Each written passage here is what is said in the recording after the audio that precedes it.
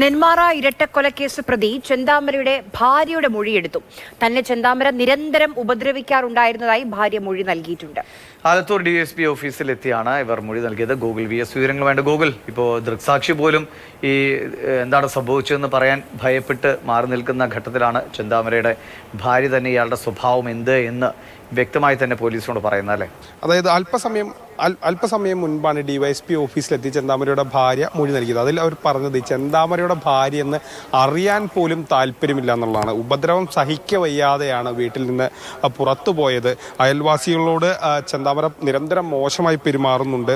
അങ്ങനെയുള്ള നിരവധി കാര്യങ്ങൾ ചെന്താമരയ്ക്കെതിരെ ഭാര്യ സധൈര്യം പുറത്തു പറഞ്ഞു. അതോടൊപ്പം തന്നെ അവർ ആവശ്യപ്പെട്ടൊരു പ്രധാന കാര്യം അവരുടെ ദൃശ്യങ്ങൾ എടുക്കരുത്, അതേസമയം തന്നെ അവരുടെ പേര് മാധ്യമങ്ങളോട് നൽകരുത്. കാരണം അവർക്ക് ചെന്താമരയുടെ ഭാര്യ എന്ന പേരിൽ അറിയപ്പെടാൻ പോലും താല്പര്യമില്ല എന്നുള്ളതാണ് അവർ പറയുന്നത്. അവർ വളരെ കാര്യങ്ങൾ സഹികെട്ടാണ് വീട്ടിൽ നിന്നിറങ്ങിയത്. അങ്ങനെ ചെന്താമരയ്ക്കെതിരായുള്ള വിശദമായ മൊഴിയാണ് ഇന്ന് ആലത്തൂർ DYSP ഓഫീസിലെത്തി നൽകിയത്.